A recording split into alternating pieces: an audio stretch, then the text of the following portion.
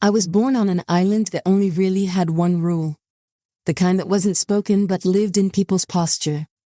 The way their mouths tightened, the way their eyes avoided a certain part of the sea. We were never to talk about the island across the water. It sat to the east, a half-mile off our shoreline. You couldn't miss it. You would see it from almost anywhere on our side, past the docks, over the Treen, from the cliffs on the northern edge where the goats grazed. It was always there, sitting still, never changing. A piece of land so close that you could row to it in under an hour, though no one did. I can't remember a single adult ever naming it, not even once. And if you said something about it, even by accident, someone would shut it down immediately.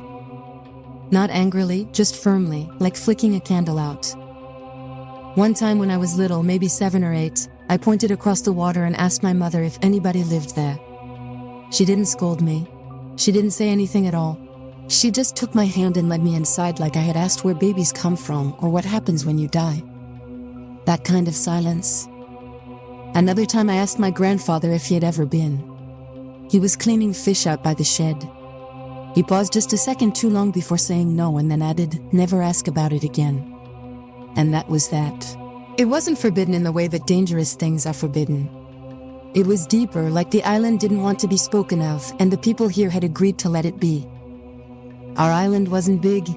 You could walk across it in a few hours if you didn't stop. There was the village near the western bay with its stone paths and wooden slatted houses, and the small church where we held market on Sundays. A few scattered farms, a fishing dock, and the old watchtower from before my time that nobody used anymore. It was quiet, steady, the kind of place where every door creaked the same way, and you knew who had passed by just from the sound of their cough. The trade boat came once a week, usually just before noon. We never saw where it came from. It always arrived out of the mist. It brought flour, salt, oil, iron tools, letters sometimes, though no one in my family ever got any. It left with barrels of fish and boxes of preserved vegetables. No one ever left with it. Only the trader ever boarded it. He had passed down the rope to whoever helped him load and unload, but no one ever crossed the rail, and we were a closed loop. We grew up knowing our boundaries, the sea, the woods, the cliffs, and beyond all of that, the other islands. Always watching, always ignored. There were 5 of us who couldn't leave it alone. Me, Jonah, Sam, Eli, and Nathan. We were kids like any others. Too much energy, not enough fear. We ran barefoot through the brush, built slingshots from driftwood, and dared each other to knock on the widow's door. We spent hot days pretending to be soldiers and cold nights pretending that we weren't scared of ghosts. We stole things, but nothing important. Apples, candles, once a bottle of wine that we didn't even like. We were just loud, restless boys. Jonah was the biggest, tall for his age, his shoulders already starting to widen like his father's. He didn't talk much, but when he did, people listened. Sam was the quickest, always first to climb something, first to run, first to joke about things that made the rest of us squirm. Eli was quiet and careful and always the one who asked what if before we did something dumb. Nathan was clever, sometimes too clever. He'd make up lies so good that we believed them even after he had admitted that they weren't true. And then there was me. I don't know what I was in that group. I guess I was the one who remembered, the one who carried it longest. We never said it out loud, but we all watched the island from the rocks by the southern cliff from the upper fields when the wind to clear the trees. From the shore when we were supposed to be fishing, but spent more time staring at the horizon. We would talk about it only when we were sure that nobody else was listening. Maybe it's a ruin, Eli once said. Like people used to live there, but something happened. Sam snorted. What? Like ghosts? Maybe it's where the traitor comes from, I offered. He never says. Jonah said nothing, just stared into the distance. We didn't speak of it often, and when we did, it was always with that half-serious tone that kids use when they're testing how far they can push something without making it real. But over time, the idea started to settle. Not in our mouths, but in our bones, like it had been waiting there all along. We didn't plan it then, but I think that we all knew we would. It was Jonah who said it first. We were behind the storehouse, the 5 of us perched on a broken cart that sank slightly in the middle, chewing through whatever scraps we had stolen from our kitchens. Salted fish, hard bread, half-rotted apples that still had enough sweetness left. in them to be worth the trouble. The kind of food that tasted better because it wasn't given to us. He didn't clear his throat or build up to it. He just said, "I think we should go," like he was talking to himself. No one asked where. We all knew. That silence, the way nobody looked at each other, the way we kept chewing like the words hadn't landed. That was agreement. Sam spat a seed into the dirt. Tomorrow. Jonah still didn't look up. 2 mornings before sunup. Nathan nodded. Eli wiped his hands on his pants. I didn't say anything, but I was already picturing the tide. We met 2 mornings later, just before sunrise, in the kind of pale, still light that feels like the world hasn't started yet. The moon was still visible, hanging low in the sky like it hadn't made up its mind to leave. The dirt was damp from night air, and everything around us smelled like the ocean. Not fresh like wind and salt, still like old ropes and barnacles in the inside of a bait barrel. We didn't bring much. A couple of flasks of water, a loaf of bread wrapped in a cloth, some rope, a pocket knife that none of us could use, right? Eli brought his father's compass. The face was cracked and the needle had a habit of drifting even when you held it steady, but he brought it anyway. Sam brought a hammer for some reason, though he never said why. And Jonah had taken the skiff from the far end of the dock where the unused boats were kept. It wasn't in any good shape, but it floated. That was enough. It creaked when we pushed it into the shallows, and for a second I thought the sound might carry and wake someone. But the village above us stayed dark. No lights, no footsteps, just the soft hiss of water and the thump of oars against the side of the hull. We climbed in. Jonah and Nathan took the oars first, setting a rhythm without speaking. The rest of us sat in silence, our backs to the shore. I didn't look back. The water was colder than I had expected.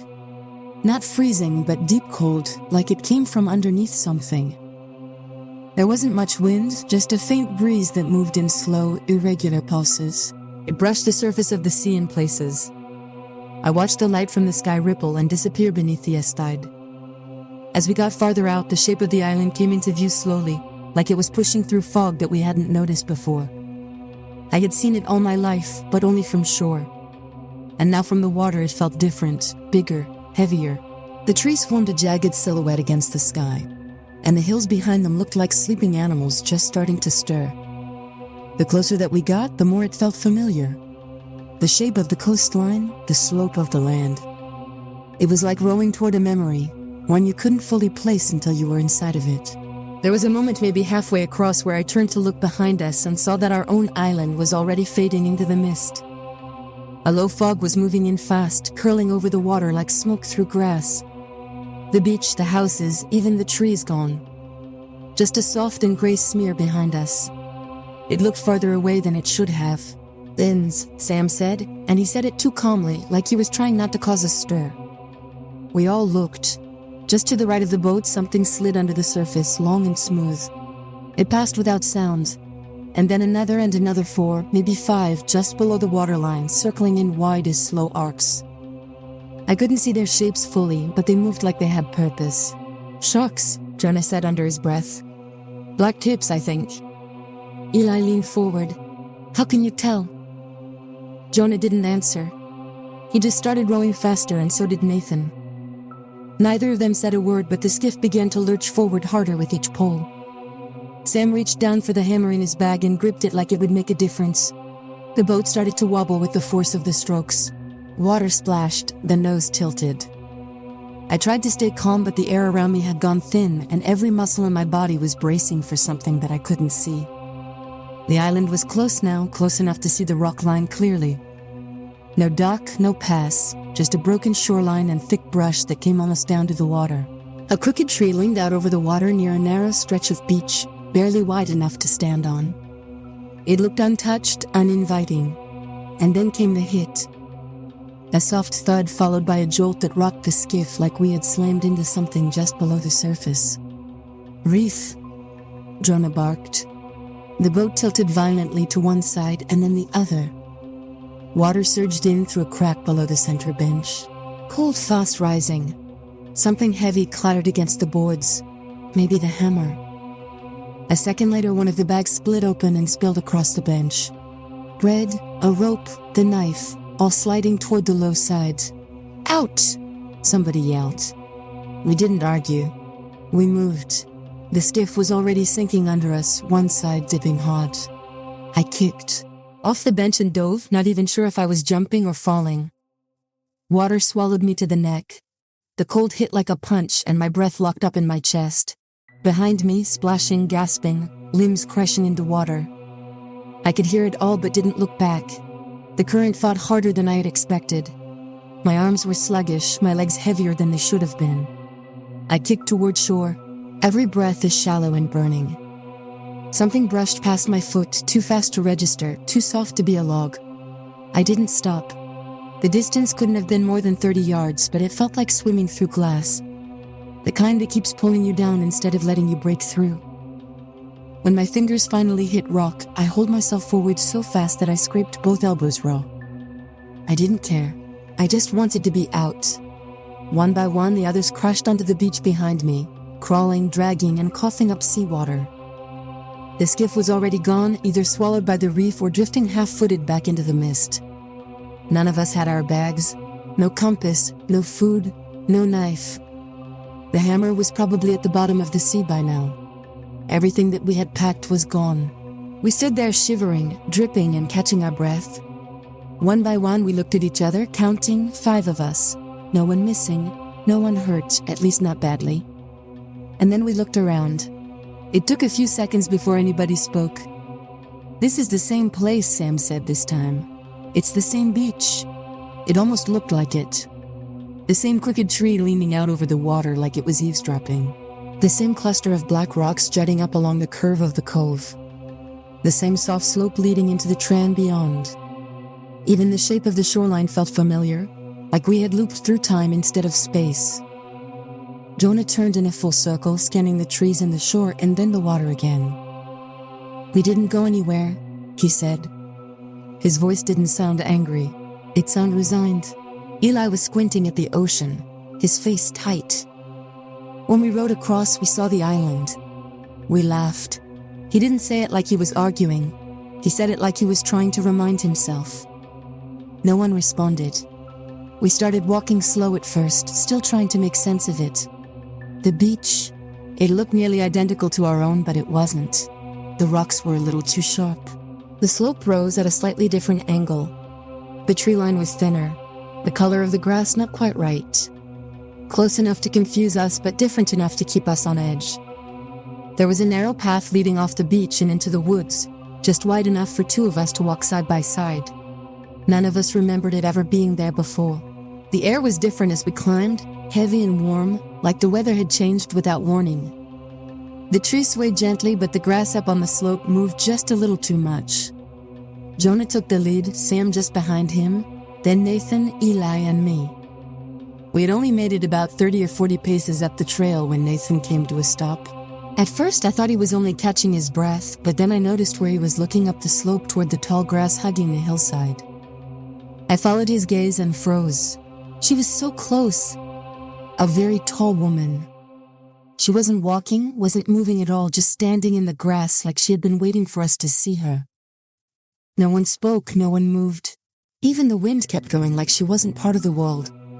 The grass around her swayed. Her dress clung damply to her legs, but she didn't shift, didn't breathe. Her arms hung straight at her sides, too straight, too heavy, like she didn't know how they were supposed to work. She stood maybe 10 yards uphill, close enough to see the wrongness in how she carried herself. Her posture looked almost human, like a figure drawn from memory by someone who had never actually seen one. That's when I realized what had hooked in my brain. Everything around her moved, but she didn't. Not even a twitch. Do you see her? Eli's voice was low and tight, like he wasn't sure if he was talking to us or himself.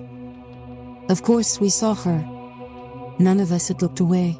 It felt like blinking might break some invisible barrier and make her come closer. And then she smiled.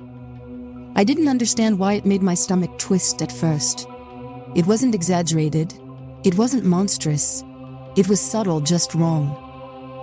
Her mouth stretched into what should have been a smile, but the shape was off. The corners bent down instead of up, like someone had tried to mimic it from memory and gotten the geometry wrong. But the rest of her face, the parts that move when you smile, those were perfect. The cheeks lifted, the skin around her eyes crinkled. That mismatch was worse than anything else. Her eyes were kind, genuinely kind, not cold, not distant. She looked at us the way a mother looks at her children. There was warmth in her expression, and it made my skin crawl in a way that I still can't explain. I can tell you this. If I had known then what I now know about that woman, I would have turned and swam back out into the water. I would have taken my chances with the sharks gladly. She raised her arm. The motion was slow, unnatural, like her joints didn't belong to her. Her hand lifted until one long stiff finger pointed straight at us.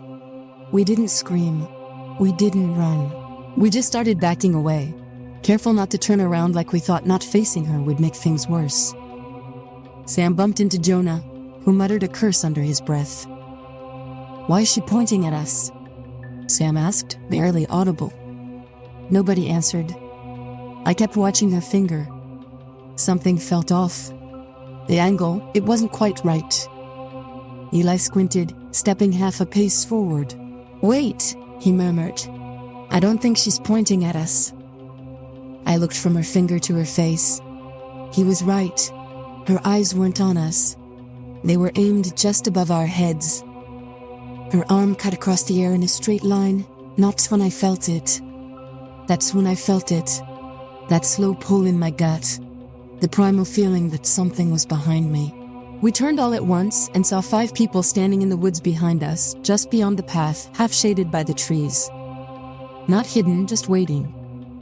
They looked like us. Same height, same hair, same builds.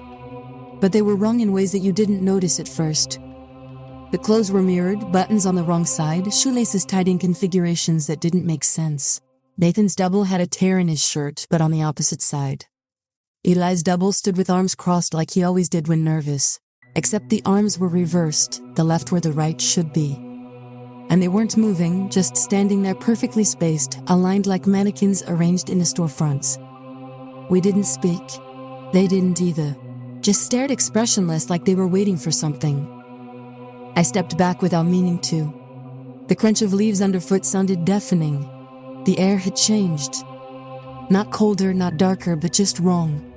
Like the rules that we trusted, it quietly stopped applying. I glanced back at the woman. She was still there and no longer pointing. Her body hadn't moved an edge, but her head was pushing forward. Just her head tilting, straining toward us like it was being reeled in. Her neck stretched too far, vertebrae visible under her skin that looked too tight to bend, like she was trying to close the distance without taking a step. Like she wanted to reach us with her face alone. She stared at us with that same backward smile, mouth bent into a shape sorrow should never take.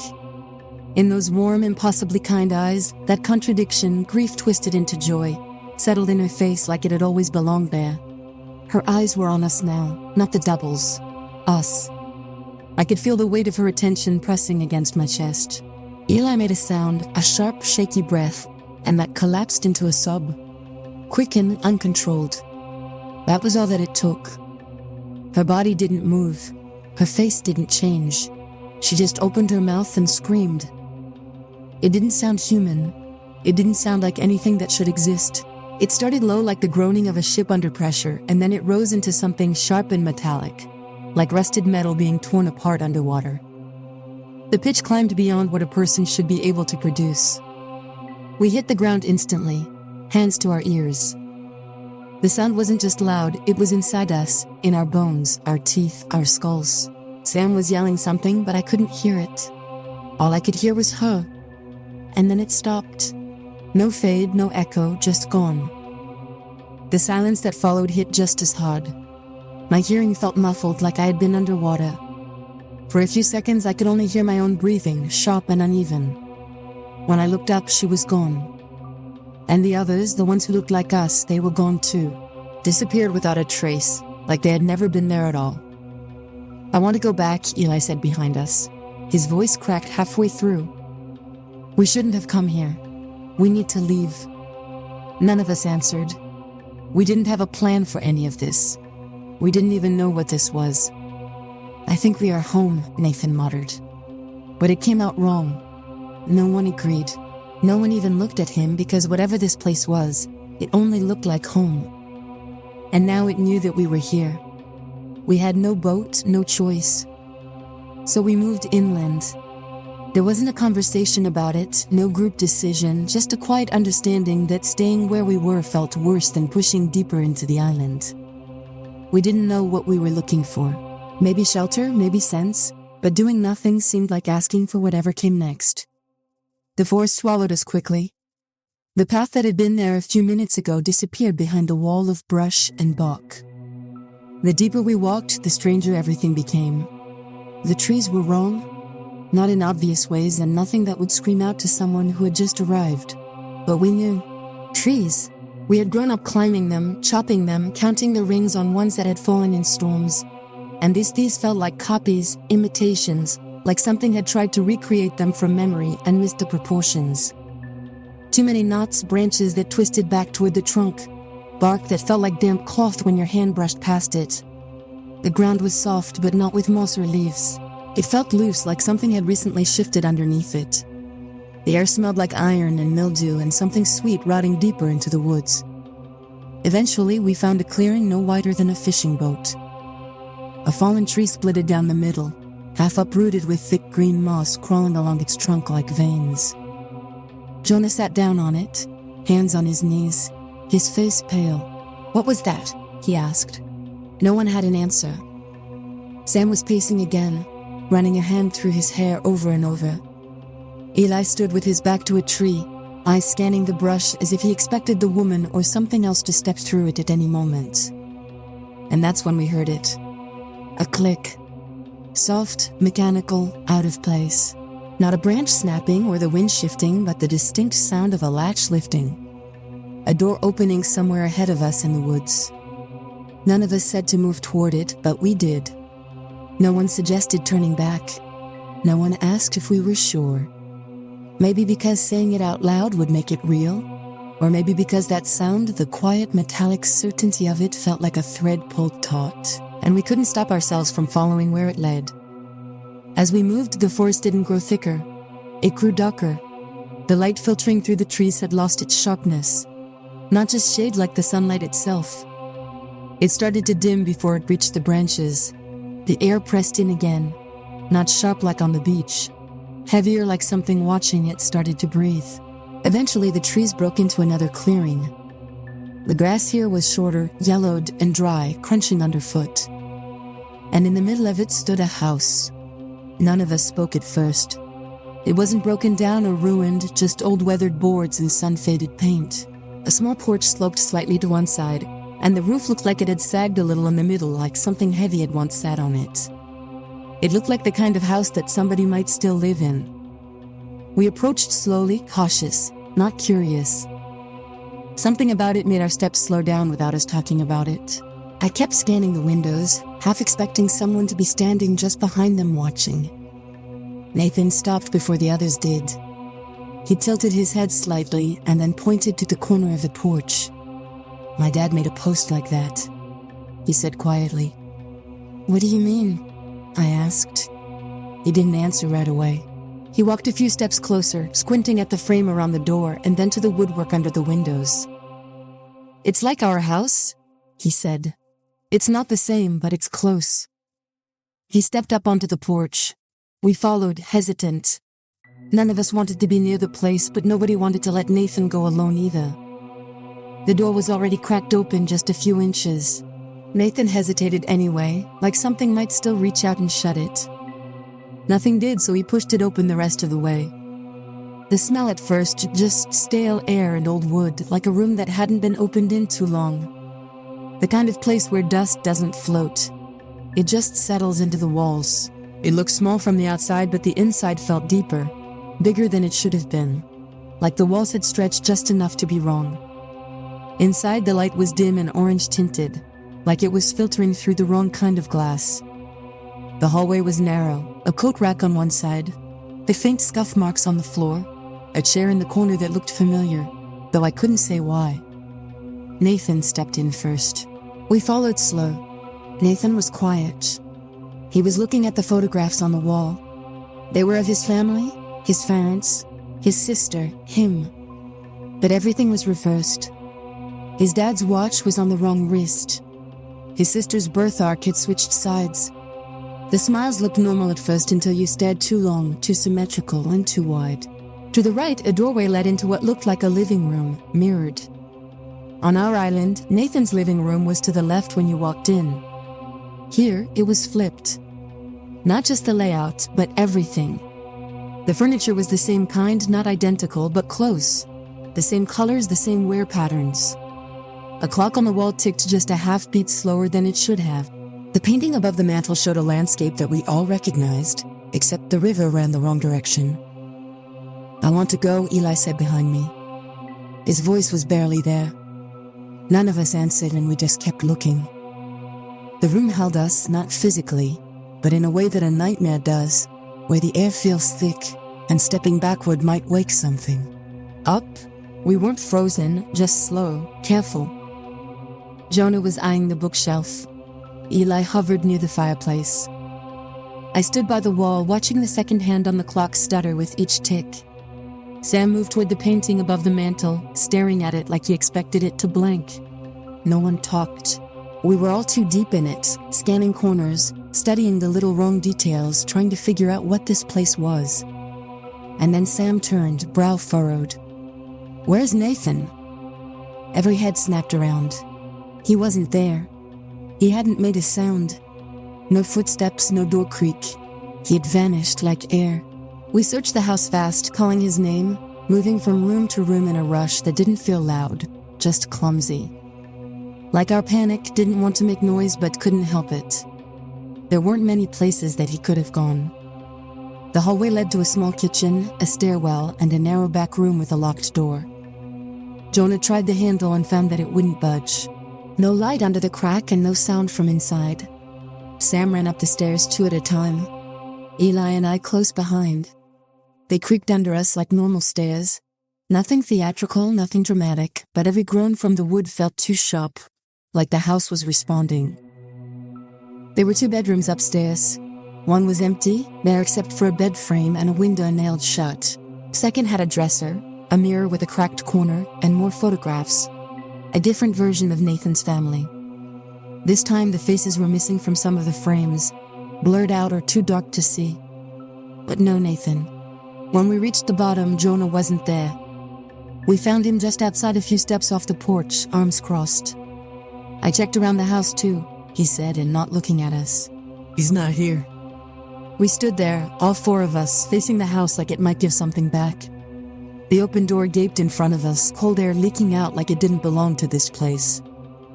Sam looked at me. "Did we go back in?" No one replied. And then footsteps from inside, slow, measured, getting closer. The porch creaked. Nathan stepped into the doorway. Just stood there like he had never left. His face was blank. His shirt was damp. None of us spoke. No one moved. He stepped forward slowly, one hand brushing the frame like it grounded him. He looked rested and calm. His clothes were the same, but the fits seemed off like they belonged to a version of him just as slightly smaller or built differently. He blinked, squinted at us, and then frowned puzzled. "What?" he said. "Why are you all staring at me?" Eli was the first to speak. "Where did you go?" Nathan tilted his head. "What do you mean?" "I was upstairs. We checked upstairs. I said, every room." Nathan looked at each of us one by one. His face was a blank at first, but then something shifted. A flicker of a smile that came and went too fast. Not warm, just performed. "I saw you," he said through the railing. "You were in the hall. You just walked off." That didn't make sense. We had torn through every room. He wasn't there. No one had seen him. And there was no way that he could have missed the noise that we made. I was watching his hands. Nathan always rubbed his thumb against his knuckle when he was nervous. A little tick unconscious. This Nathan's hands were still relaxed at his sides. He stepped down from the porch. None of us moved. "Are we going?" he asked. Same voice, same face, but the rhythm was off by a beat. Too calm, too smooth. No one answered and we just stared, waiting for something to twitch wrong. I opened my mouth to say something, but I couldn't make the words form. Not the right ones. Anyway, we just started moving, brisk, determined, not quite running, but no longer willing to stop. The sky was dimming fast and the woods were deepening in color, and everything around us seemed to press in with a quiet that felt more like watching than stone. Jonah walked up front. Sam stayed beside me.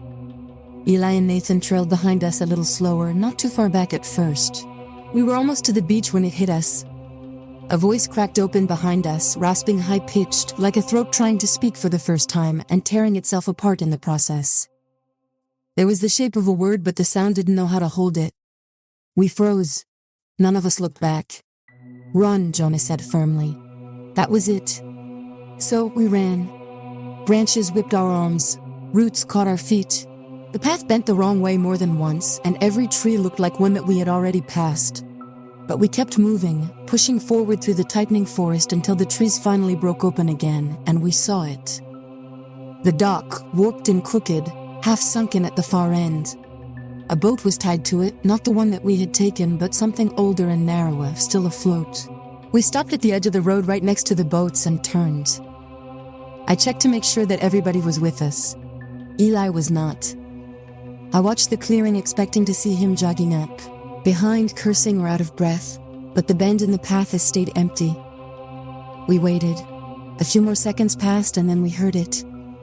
A scream, ragged and sharp, echoing through the trees like it didn't belong to a voice, but something breaking. Not words, just pain. Jonah moved first. He stepped away from the boats, 1 foot toward the woods. And that's when she appeared. She walked slowly out from the bend of the clearing, circling into view. Cradled in her arms was Eli. He was still screaming. His body writhed, legs kicking, hands clawing at her shoulders. She didn't struggle. She didn't even seem to notice. Her arms were wrapped tightly around him, pulling him against her chest like a mother calming a child in the middle of a tantrum. Her face was fixed on us. Not Eli, not the forest, just us. Her eyes never left ours, like she wanted us to see everything. And we did. That same downward smile carved her mouth into a deep and strained curve. It looked like the expression had been sculpted into her face with wire, pulled tight and wrong, but her eyes told a different story, soft, glassy, and full of warmth, like she was watching something beautiful unfold. As she held Eli tighter, her lips quivered slightly, as if the shape was difficult to maintain. Her cheeks twitched like they couldn't decide whether to frown or laugh. She was trying to be gentle, as she wanted us to know that. Eli was screaming, but it wasn't just her. It was pain. Real pain. The kind that stopped sounding human. His arms pushed against her shoulders, clawing and slapping. Nothing that made a difference.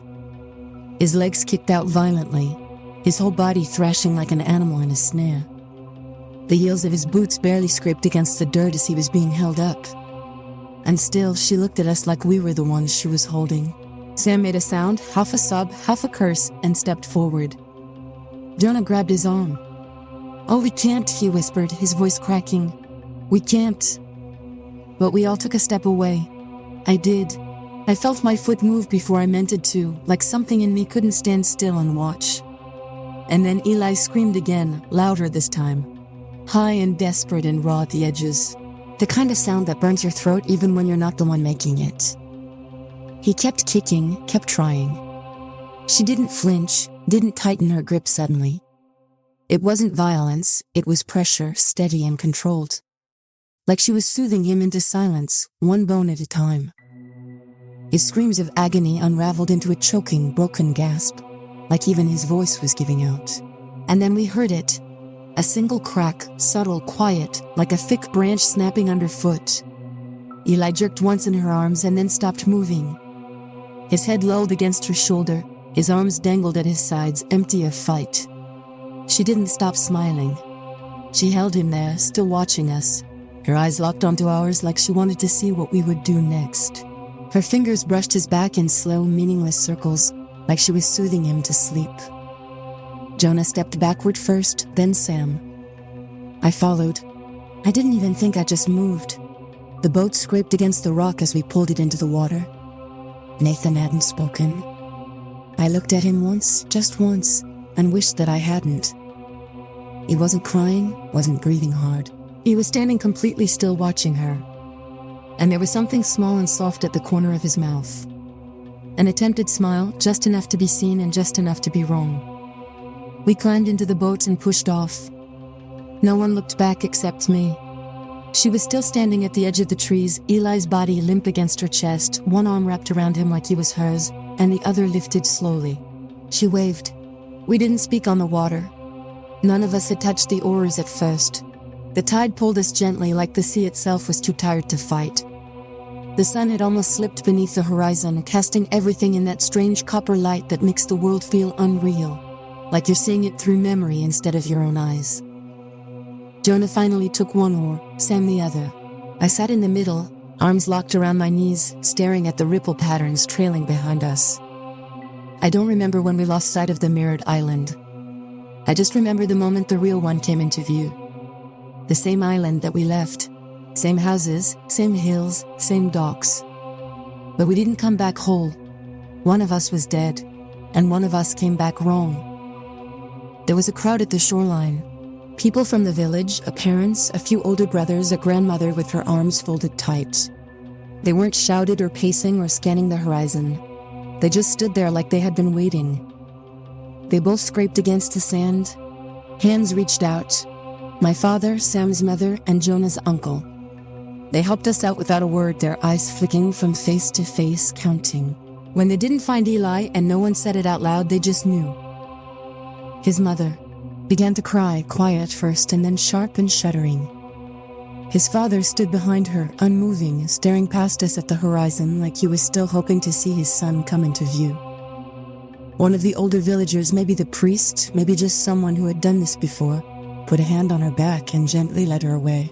She didn't resist, just let herself be led, walking like someone made of paper. Someone reached for Nathan and pulled him ashore, calm and deliberate. His mother rushed forward next, throwing her arms around him, clutching him so hard that it looked painful.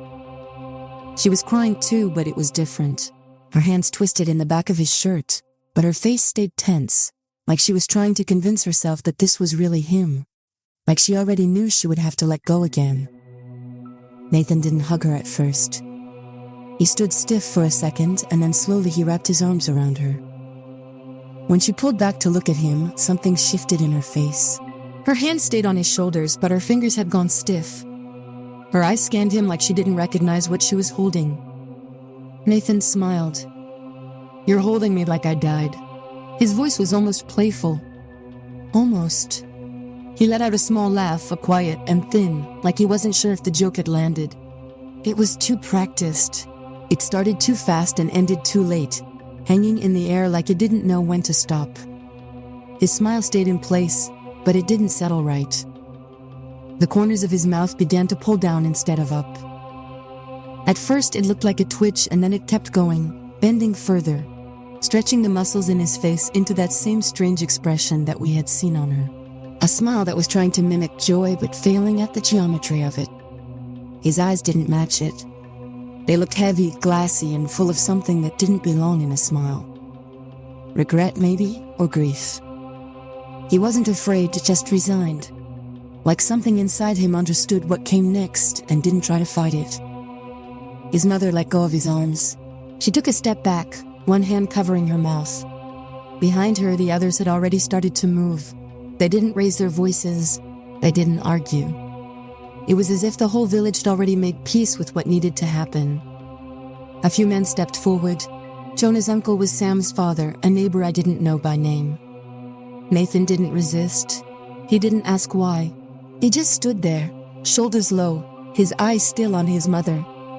One hand reached for his sleeve, another for his collar. They escorted him to the sea like they had done it before. No ceremony, no shouting, just the sound of the tide and the low murmur of footsteps on wet sand. They held him under until the waves stopped moving around them, and then they let him go. I still wonder if the real Nathan died in that house, or if we left him there alive, watching us walk away. Sometimes I think what came back with us wasn't pretending. I think it believed it was him. We begged our parents to send someone back. A boat, a search party, anything. But they just looked through us like we hadn't spoken, like we hadn't seen what we saw. By the next day, no one even said his name. Music. Rain Nelson, Asada Screaming Cash, Led Sleepy Taco Richard Martin, Andrew and Swaggy Swoopersonic GMT Looney Wayward Son Caleb. Never Enough Russell and Stevie B 649, Ray Weiner Stephen King 04 Shrimp. The Shrimp Genevieve Sweets.